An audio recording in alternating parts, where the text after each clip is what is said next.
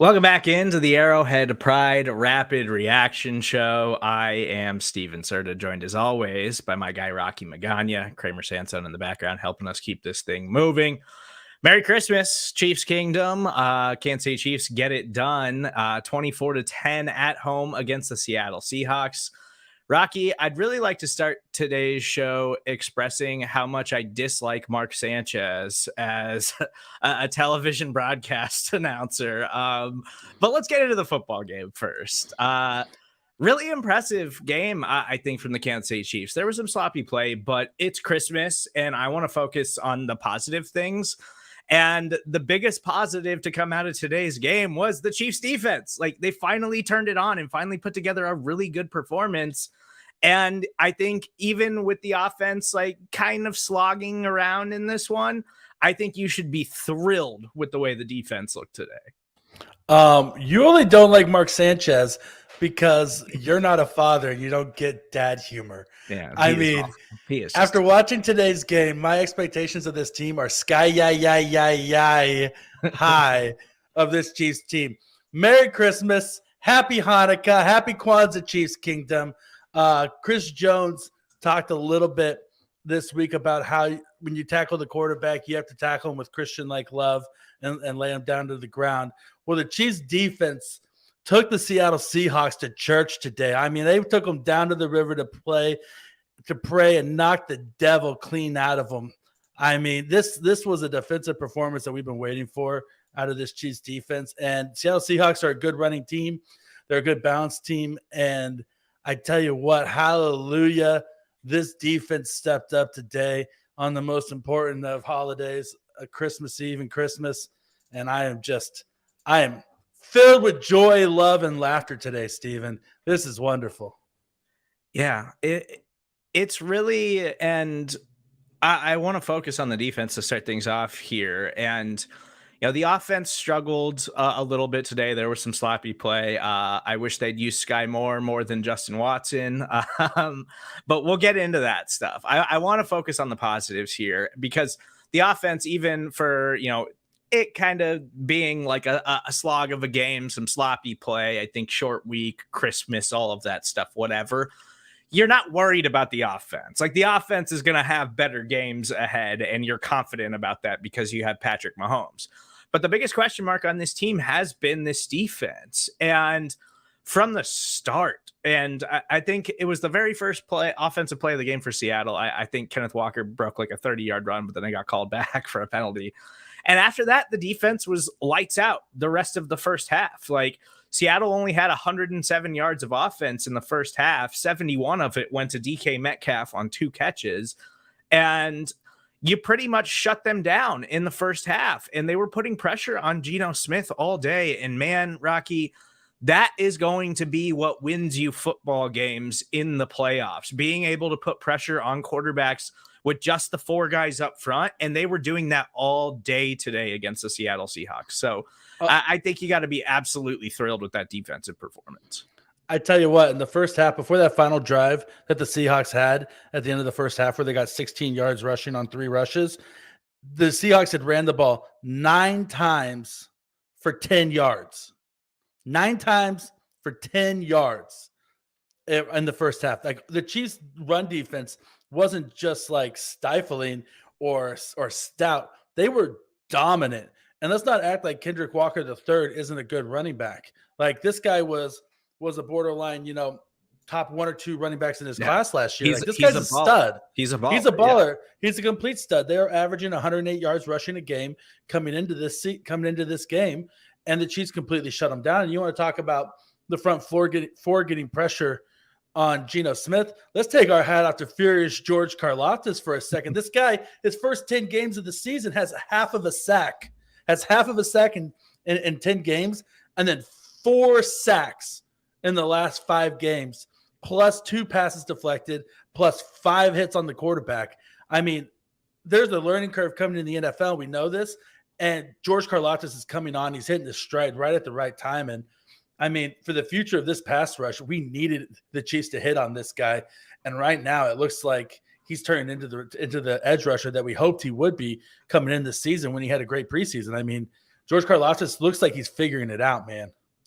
Yeah, I don't think it's exaggeration to say this was the best performance of George Karlaftis' rookie season so far. And he was great. It's for all of the Chiefs' issues with tackling, the tackling was spectacular today. Like the Seattle Seahawks went for it on fourth down multiple times in this game because they were down basically throughout the entire contest.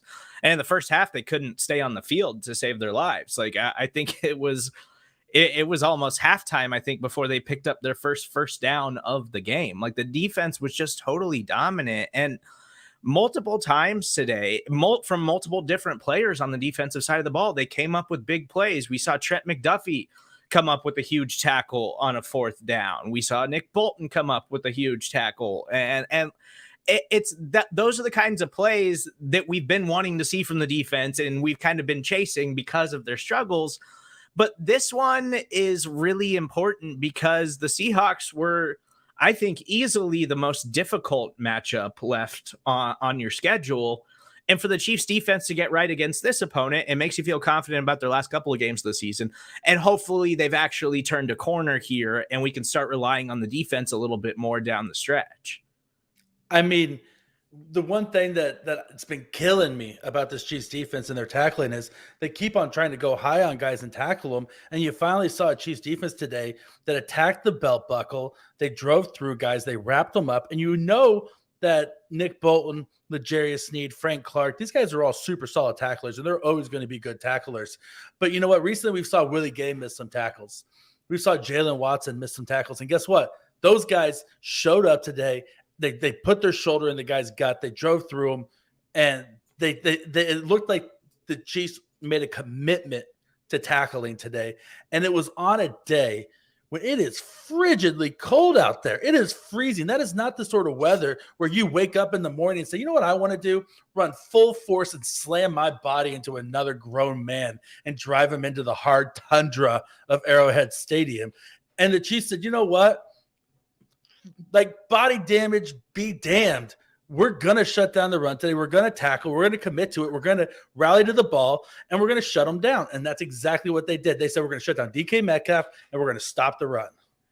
Maybe today's performance had something to do with Colin Saunders and, responding to Chiefs fans on Twitter and being upset with the way people were discussing the defense.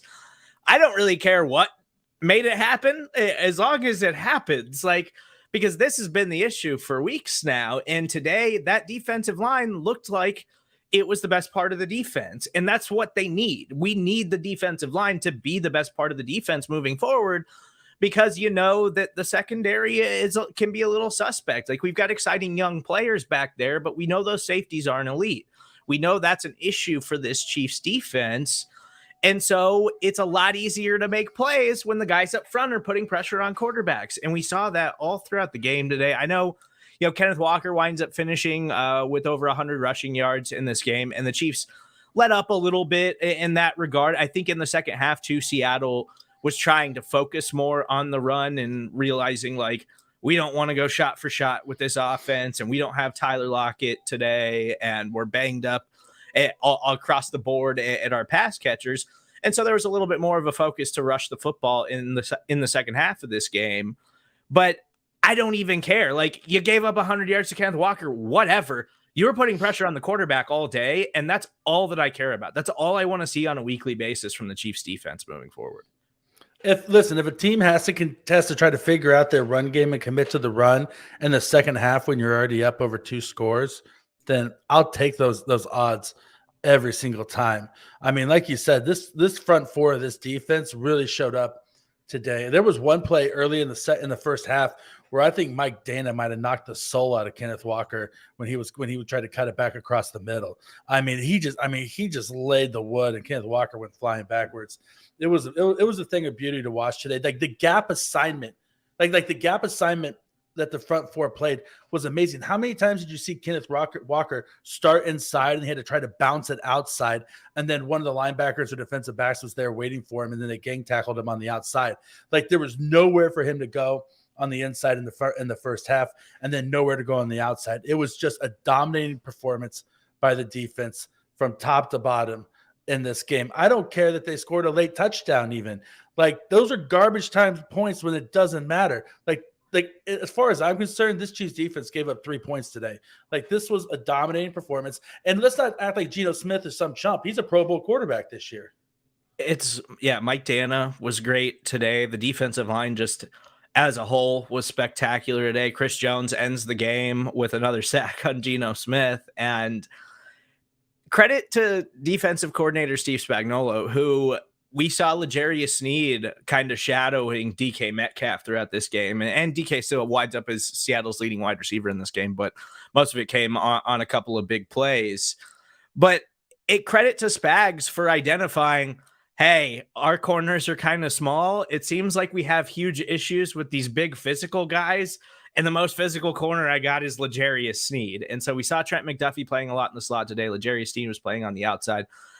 We saw defensive tackle Brandon Williams get more reps today, and maybe that had something to do with it. He was in the mix. Danny Shelton was actually active on the roster, so maybe we're going to have a little bit more formidable, sizable interior defensive line moving forward. I hope that's going to be the case. And really just it's hard not to be impressed with what they did. And I think we need to have a conversation about rookie safety Brian Cook and why he might be the best safety on the Chiefs roster right now. He had a couple of nice plays again today, and I just love the energy that Brian Cook plays with. Like, he is going out there to hit people, and he wants to hurt people when he is on the football field. And I feel like that's what we kind of thought we were getting in Justin Reed, but it hasn't really lived up to it and hasn't really worked out that way this season. But Brian Cook, I think, can be an exciting player, and I'm excited to see him get some more run in the defense moving forward. I mean, he's a linebacker in a defensive back's body, and that was kind of his billing coming out of Cincinnati. And one of the reasons why I was so excited when the Chiefs drafted him, because I thought that, hey, they could actually probably even start him in kind of like that third linebacker role that they're kind of using Leo Chenal in now. That he hits like a linebacker, but he has the athleticism of a defensive back. He has a nose for the ball.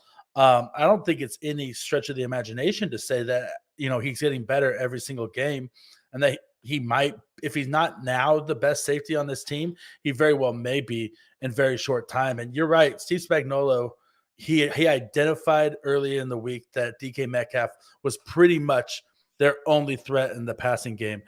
He had a funny quote in his presser this week that I wrote an article back about over on arrowheadpride.com, where he said that it was like the first time that he had Googled DK Metcalf, and he Googled DK Metcalf and got that famous picture of DK Metcalf pro draft when he's working out with his shirt off, standing next to AJ Brown, and he makes AJ Brown look like a miniature version of himself standing next to him. And he was like, "Oh my gosh, like what a hunk!" Basically, like this guy's kind of ripped, he's a little jacked. And so he said, even if we put two guys on this guy, we might not be able to stop him. And so it just looked like he got a man crush on DK Metcalf's physique, and was like, we're going to have to really focus on stopping this guy. And so what did he do? He put his most physical cornerback in L'Jarius Sneed on him, and it worked. And L'Jarius Sneed, I don't think there's a single situation in any football game where you put L'Jarius Sneed in it and he doesn't rise to the challenge. He outside of Nick Bolton, he might be the best tackler on the football team. He might be the best. Outside of Trent McDuffie, he might be the best coverage guy. He might be the best zone defender. He's the best blitzing defensive back in the NFL. He plays sideline to sideline. He tackles well in space. He's good at zone coverage. Like L'Jarius Sneed, he is a complete football player. He's just that Swiss Army knife defensive back guy where whatever you need him to do, you plug him in and he's going to rise to the occasion. Yeah, I think there's a case to be made that L'Jarius Sneed should have gotten some Pro Bowl looks. I think he's undoubtedly having the best season of his career and playing himself into what hopefully is an extension here in Kansas City, because I think he is really, really important to that defense. I think, early in the Tyrann Mathieu era here in Kansas City, we saw him be that Swiss Army knife where he was just an elite coverage safety and could move him all over the field. And L'Jarius Sneed is kind of that now for the Kansas City Chiefs defense. Like Spags moves him all over the place. He can play outside, he can play inside, he can blitz, and he's really, really good at it. He's a really sure tackler, and he can make plays on the ball, and he's getting better and better at coverage every year that he's in the NFL. Like L'Jarius Sneed is really, really important to that defense. So I'm glad you brought him up. But let's move to the offensive side of the ball. I think this is the only post-game show we've had all season long where we just want to talk about the defense the entire time. And I think they deserved it today. Whatever switch they had to flip, however annoyed they had to get at the fans this week, whatever, it worked. Please do more of that moving forward, because that's what we need to see from this unit for this Kansas City Chiefs team to go back to another Super Bowl. And offensively, Patrick Mahomes, I think, had the play of the day and what was kind of a quiet, sloppy offensive performance, but that rushing touchdown was just an absolute thing of beauty. Rocky just keeping himself up, extending to the pylon. I wasn't really sure if he got in, but they didn't even really review it. And I was like, okay, cool. Points. I will take it. And that was the first score of the second half, because that's just kind of how it was offensively for both teams in this game. Like it just looked like it was not very much fun playing in that cold today at Arrowhead Stadium. Oh man, and you know what? I've already seen on social media the Mahomes haters are out there who are replying to my tweet that said, "Sorry, Jalen, Mahomes is the only MVP." They've already come at me and said, "Oh, both of his touchdown passes, neither one of them left the line of scrimmage, and I thought that rushing touchdowns didn't count." Come on, man. Rushing touchdowns count. Nobody ever said rushing touchdowns don't count. Jalen Hurts is a great quarterback. He's a great player, but he's not Patrick Mahomes. Stop trying to pretend he's Patrick Mahomes. Nobody is Patrick Mahomes. On a cold day when nothing was working, he willed his team to another victory, got another rushing touchdown, did an amazing play. And you know what? This Chiefs offense, for probably the first time in the Patrick Mahomes era, can look electric without passing the ball further than 5 yards down the field. Like you have Jet McKinnon, you got Isaiah Pacheco, you got Kadarius Toney, and you got McCole Hardman coming back. Like you might not even need to pass the ball downfield in order to get electric plays. Just put the ball in their hands. You know, Travis Kelce is a monster in the yak game as well. Like you don't got to stretch the field necessarily to create big plays with this offense right now. I do want to remind you guys, use hashtag AP Rapid Reaction in the comment section, and we will get to some of your observations here at the end of the show. If you're listening to us on the podcast page, please make sure you stick around afterwards. We will have all the post-game press conferences for you immediately following the Arrowhead Pride Rapid Reaction show. The Kansas City Chiefs take down the Seahawks 24-10. And I think if you had to pick out one play from Patrick Mahomes' season, that just illustrates why he is the NFL MVP this season and why he's just playing at a higher level than any other quarterback in the National Football League, it's probably this absolute dime that he threw to Travis Kelce. And Travis Kelce did wind up having a nice day today. He didn't find the end zone, but another big day for him. And this one set up a Jerick McKinnon touchdown. But this pass by Patrick Mahomes is absolutely insane. Like he dropped it right over the defender's shoulder. Like who does that? Who makes that kind of throw, Rocky? Patrick Mahomes makes that throw. And guess what? Patrick Mahomes makes that throw look routine and mundane. And Patrick Mahomes makes that throw on a regular occasion. Like that's the whole thing that's amazing about this is that perfect touch pass by Patrick Mahomes wasn't probably like you say, it's probably the reason why he's the MVP.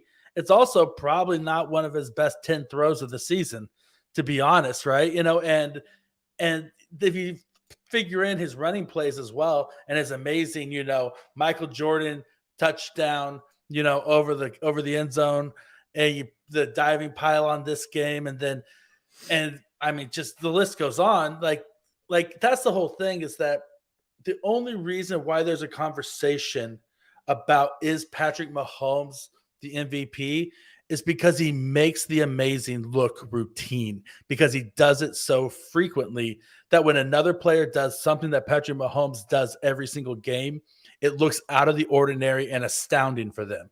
But Patrick Mahomes just does it every game and makes it look normal. Yeah. And again, like this was just kind of a weird offensive game for the Kansas City Chiefs. There was some sloppy play. Justin Watson had just a crucial third down drop, and he had multiple drops in this game. Just not a very good day for Justin Watson. He's definitely had better games this season. But we saw Kadarius Toney get back in the mix, and he does find the end zone for the first score in this game. And with Toney, and I did find myself getting a little frustrated because, like I mentioned earlier in the show, Rocky, like the last thing I am worried about is the offense for the Kansas City Chiefs. Like, we know they're going to score. We know they're going to put up points. We know they're not going to be the reason that you lose games 99.9% of the time. And today was just kind of a weird game. It's Saturday in the NFL. Your schedule's all screwed up because the NFL put the full slate of games on Saturday instead of Sunday because it's Christmas. And there was some sickness going around the locker room this week, and just kind of a weird performance from the offense overall. But again, I'm just not worried about it whatsoever. And the Chiefs, even having some sloppy play on the offensive side of the ball, still wind up putting up 24 points, which is still pretty impressive. And there's still enough time for Patrick Mahomes to have some highlights and for Travis Kelce to make some plays. But I think the biggest difference maker, and the reason I'm so unconcerned with the offense, is how they're utilizing Jerick McKinnon right now. Like, Jerick McKinnon is devastating in the passing game for the Kansas City Chiefs right now. And I kind of feel like maybe it's going to be when McColl comes back. I think they'll continue to work Kadarius Toney into the offense. But the way we've seen them deploy Jerick McKinnon late season like this, like they were saving him, trying to make sure he was healthy for this playoff run because he was so effective for them last year, I think we're going to see a little bit more of that from Kadarius Toney and McCole Hardman too, which are going to add an element of explosiveness that this offense has been missing. And we saw it today when Kadarius Toney got that red zone score, because they haven't been able to run those a lot lately because they don't have the wide receivers or the personnel to put on the field. But when they have Toney and Hardman, they're able to do that. And I think it's going to make things even better. I think it's going to spread things out more for the Chiefs offense, and it's going to make them that much more dangerous. I think you hit the nail on the head when you said that we're sitting here talking about how the Chiefs offense wasn't hitting on all cylinders today, and they put up 24 points and won by 2 touchdowns against a team that's fighting for a playoff berth. Like, it's not like the Seahawks season is over and they got nothing to play for. They're fighting like with everything they have to try to make the playoffs, and the Chiefs go out there and basically play, subpar football for them and win by 2 touchdowns. And so, no, I'm not concerned about this offense. I am concerned about their affinity for slow starts. They're averaging, since the bye week, I think it's like 4.8 points in the first quarter on average. Like, they can't keep going out there and not starting fast and punting 3 out of the 4 of their first drives, like in the playoffs.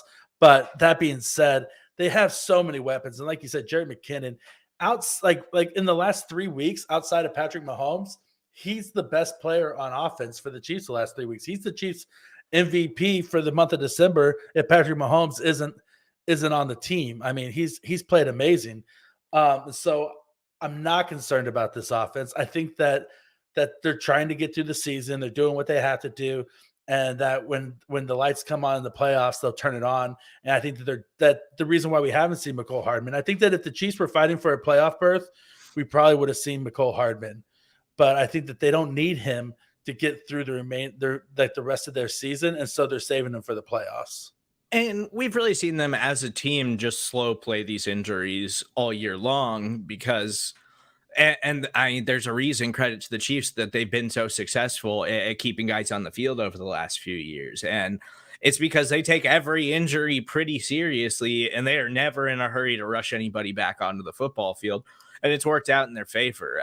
We have seen them do that with Kadarius Toney. And they basically spent 75% of the season just kind of keeping Jerick McKinnon's touches limited each and every week, because he's a veteran player with a lot of miles on his legs who has had significant injuries, who missed, I think during his time in San Francisco, he missed like almost 3 seasons due to injuries. So they're protecting him for the stretch run, and he's been incredible for their offense overall. And it's hard not to feel confident about the Kansas City Chiefs after a performance like today. It's, I know that they kind of do this every year. It's up and down, and they play down to competition, and they make us pull our hair out. But this was an impressive game for them. Even a sloppy offensive showing is still a good offensive showing for the Kansas City Chiefs, because that's how good they are offensively. But again, the defense won Christmas today.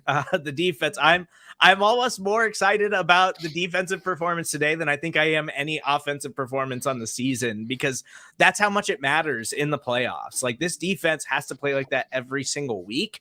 And hopefully this is the first step towards them doing that moving forward.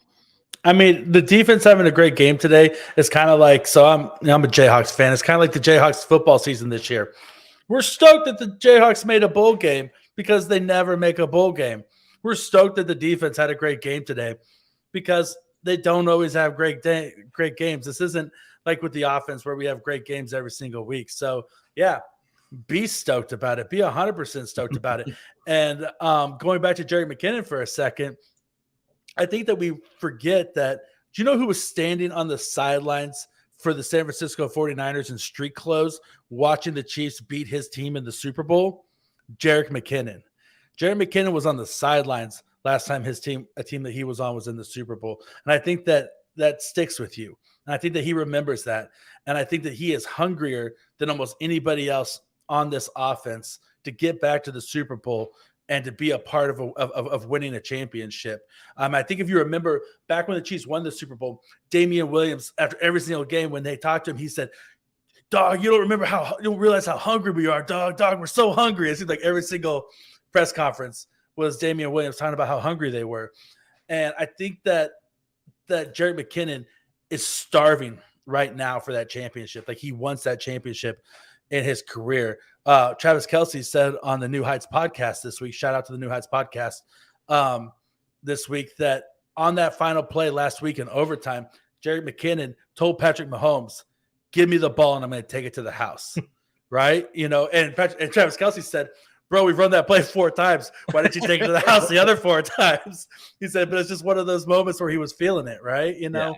And I think Jerick McKinnon is feeling it right now, and I think that the further we go along in the season, he's just going to continue to step up more and more and more.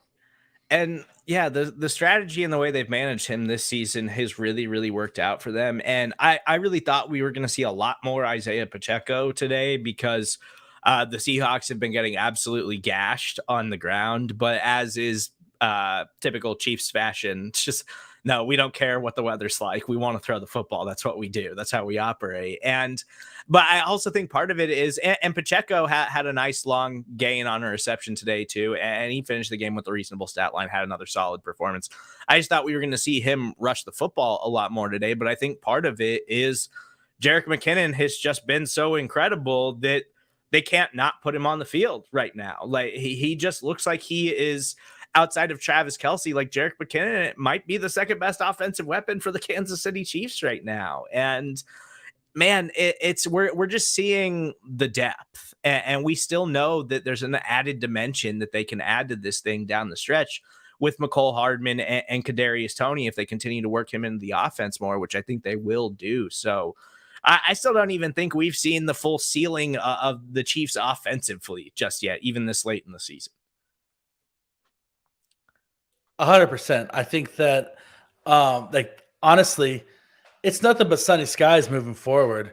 I mean, the season finishes on a high note. All of our tough games are behind us, and I'm not afraid to say that. And prior to the playoffs, and I think that once the playoffs start, you're going to see a Chiefs team that is locked in, ready to go, and they're hungry and they want to win. I mean, this is Christmas Eve, everybody. Christmas is a time of miracles. We saw a miracle today on the football field. The Chiefs defense showed out.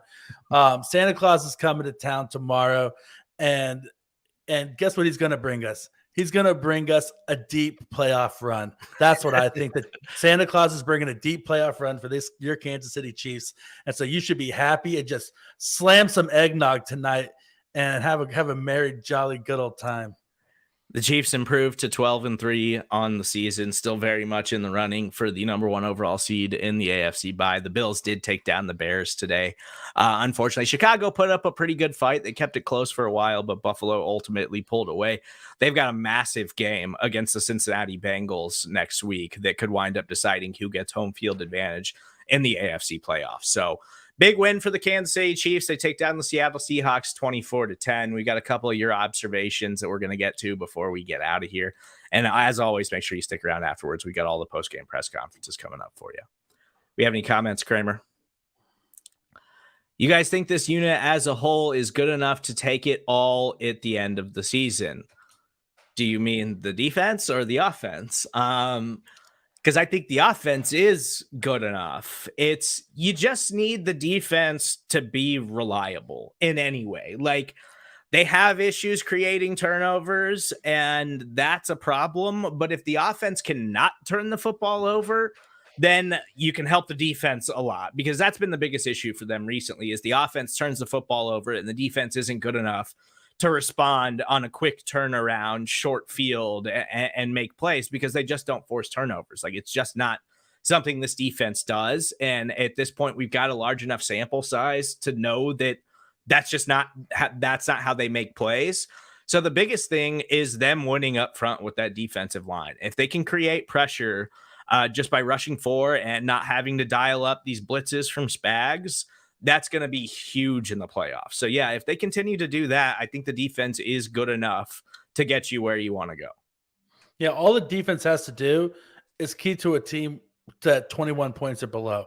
If you can keep a team at 21 points or below, and heck, on most days at 28 points or below, and the Chiefs are going to win 9 times out of 10. And so do I think the defense is good enough? I think the defense is good enough because the offense is really, really, really good enough. You know, when they're hitting on all cylinders. When they're hitting on all cylinders, there's not an offense in the league that can top the Chiefs. I mean, there may be offenses like the Bills or the Eagles that may have more like individual weapons. But you talk about quarterback, system, coaching, play calling, and you put the whole package together. Like, I'll take the Chiefs over any other offense in the NFL, just because of what Mahomes and Reed offer you, and then there's not a weakness across the board on this offense. Yeah, if the defense can continue to just put it together like this, then that's going to be a huge boost for the overall team moving forward. We didn't even really talk about the special teams. I don't want to talk about the special teams. It's Christmas. We're not focusing on the special teams and Uncle Dave's unit today, even though it's incredibly it feels impossible for a special teams unit to find new ways to be bad at things every week, but the Chiefs special teams continues to do it. You know, here's the thing. This is probably the worst day that Tommy Townsend has had all year long, and he was still very good today. And I feel a little bad for Tommy Townsend this past week. He caught a lot of smoke for something that even Harrison Butker came out and said wasn't his fault. Andy Reid said it wasn't his fault. Dave Tobe said it wasn't his fault, right? And he got a lot of smoke for it because a former player went on local radio and on Twitter and kind of besmirched him a little bit. And that put a black cloud over the fact that Tommy Townsend just got elected to his first Pro Bowl, and the whole narrative this week was about how bad of a holder he is. Well, guess what? Holding a football isn't Tommy Townsend's primary responsibility to this football team. He's there to punt the football, and he punts the football very well. And if the Chiefs don't like the way he holds the football, find another placeholder. Like You didn't draft Tommy Townsend to be a placeholder. You drafted him to be a punter. And if you don't like the way he holds it, then find somebody else. But they haven't found somebody else, so they obviously have no problem with the way that he holds the football. So you know what? I feel like this was Tommy Townsend's vindication day. Tommy Townsend held the ball well. Yeah. Harrison Butker made all of his kicks. He punted the ball good enough. And you know what, Tommy Townsend? You're the man. Congratulations on your first Pro Bowl. You've earned every single bit of it. It feels like an easy fix. It also feels apparent that Dustin Colquitt absolutely hates Tommy Townsend's guts, as I mentioned earlier this week. Shocking. The guy who took your job you don't like. Shocking. Yeah, I mean, Colquitt was here for a really long time, and he had a pretty good career. So I feel like he shouldn't be so bitter. But I think that last comment was about the Chiefs defense and the tackling. And yes, the tackling was spectacular today. And if they can tackle like that moving forward, hell yeah, I'm excited about it, because that's been the biggest issue with the defense is their inability to tackle. And we see these guys each and every week. They shed the first couple of tackles and then they make big plays. And if they can continue to tackle consistently, then the defense is gonna improve naturally moving forward. So it's late in the season, but it's playoff time. It's we're ready for the Kansas City Chiefs to try to go on a run here in the postseason. So thank you guys so much for listening to us this week on the Arrowhead Pride Rapid Reaction Show. Merry Christmas. I hope everyone has a fantastic Sunday. And the Kansas City Chiefs already got us going in a good way with the big win over the Seattle Seahawks. Make sure you stick around. We've got the post-game press conferences coming up next, and we will talk to you guys next week ahead of the Chiefs contest against the Denver Broncos.